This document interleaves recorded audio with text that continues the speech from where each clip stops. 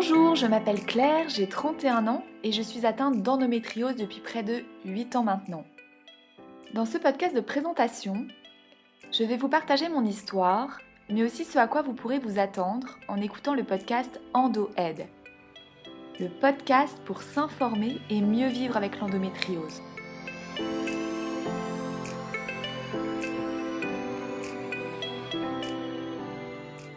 Pour moi, tout a commencé subtilement en 2011, à l'âge de 24 ans.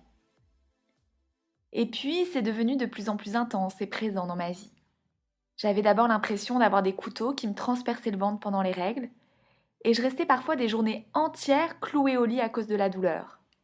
Je me sentais aussi constamment fatiguée, et cerise sur le gâteau, j'avais une libido presque au point mort à 25 ans. Clairement, il y avait un truc qui clochait avec moi. J'avais l'impression d'être différente, d'être folle, d'être incomprise. Et avec le recul, je me rends compte que j'ai presque passé cette vingtaine dans une sorte de brouillard. Comme si j'étais là et pas là à la fois. Alors forcément, au bout d'un moment, je suis allée voir des médecins, 3 au total, dont une gynécologue qui m'a dit que c'était normal d'avoir mal pendant mes règles et que je pouvais prendre des antidouleurs. Et puis c'est tout.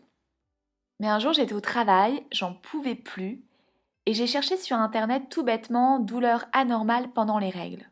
Et là, je suis tombée sur cette interview du docteur Zakharopoulou, une gynécologue chirurgienne spécialiste de l'endométriose en France. Elle parlait des causes, des symptômes, notamment les douleurs pendant les règles, mais aussi du retard du diagnostic de cette maladie dont je n'avais jamais entendu parler avant. Tout faisait écho à ma propre situation, alors ni une ni deux, j'ai contacté son service pour avoir un rendez-vous. Là, j'ai fait la rencontre d'une femme et médecin extraordinaire. Et elle m'a posé pour la première fois le diagnostic. Oui, j'avais bien une endométriose. Paradoxalement, ce verdict fut pour moi un soulagement. Je n'étais pas folle. Il y avait bien un mot pour décrire les mots qui étaient exprimés par mon corps. Le docteur Zakharopoulou m'a ensuite opérée pour me retirer le nodule et les lésions causées par la maladie. Et j'ai aussi été placée sous une pilule contraceptive prise en continu pour stopper mes règles. Ce fut littéralement le jour et la nuit. Je n'avais plus de douleur. Plus de douleur. Mon corps s'y était tellement habitué que je me suis surprise un jour à ne pas sursauter lorsque ma main se coinça dans une porte de métro.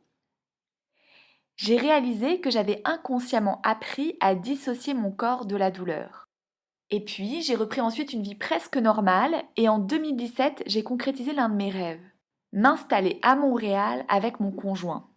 J'avais mis entre parenthèses l'endométriose, je l'avais mise dans un coin de ma tête, et c'est en changeant de style de vie que la maladie refit surface, par bribes. D'abord le retour de la fatigue, le retour d'un corps engourdi, insensible et ballonné, presque anesthésié en fait.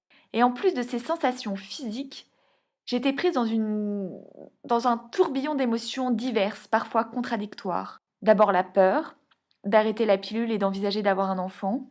La colère, de savoir qu'une femme sur 10 en âge de procréer serait touchée par la maladie et qu'il n'existe pourtant pas encore de traitement adéquat. La colère encore de savoir que le diagnostic prend en moyenne 6 ans. Et l'impuissance, pendant des moments de crise, notamment sur mon lieu de travail. Mais aujourd'hui, c'est différent. Aujourd'hui, je ressens de la force, grâce aux associations et la communauté des EndoGirls. Ces femmes atteintes d'endométriose qui s'expriment dans des blogs, des forums, des vidéos ou des groupes Facebook. Je ressens aussi de l'espoir quand je découvre l'impact positif de médecines alternatives, à commencer par l'adoption d'un nouveau régime alimentaire. Et je ressens enfin de l'envie. L'envie de faire quelque chose pour moi, mais aussi pour ces millions de femmes qui sont nos amies, nos filles, nos femmes, nos mères. L'endométriose est une maladie mal connue, complexe, intime, plurielle. On dit d'ailleurs qu'il y a des endométrioses, que la maladie est propre à chacune. Alors, en février dernier, j'ai décidé de comprendre cette complexité et d'agir. J'ai décidé de partir en exploration aussi loin que la maladie peut avoir un impact dans nos vies. Notre rapport à notre corps, notre sexualité, notre couple, notre état émotionnel, notre désir d'enfant, notre carrière, toutes les sphères de notre vie qui sont touchées en fin de compte. J'ai décidé de mettre en lumière des solutions pour mieux vivre avec l'endométriose des solutions qui sont préconisées par des spécialistes, mais aussi bricolées, expérimentées, adoptées par des endo-girls.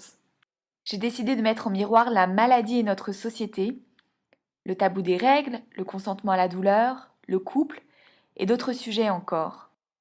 Vous l'aurez compris, dans ce podcast, il y aura des interviews de spécialistes, des témoignages de patientes, mais aussi des témoignages de conjoints et conjointes qui vivent par répercussion la maladie. Ce podcast, je ne le ferai pas seul. Ce podcast, je le ferai avec Julie, une amie qui m'est chère et qui apportera son regard journalistique à la démarche. Moi, c'est Julie. Ce podcast, nous le ferons donc à 4 mains, à 2 voix, à 2 cœurs, mais surtout avec et pour vous. Tous les premiers mercredis du mois, retrouvez-nous pour le podcast EndoAide, le podcast francophone pour s'informer et mieux vivre avec l'endométriose. Nous vous disons donc à très bientôt.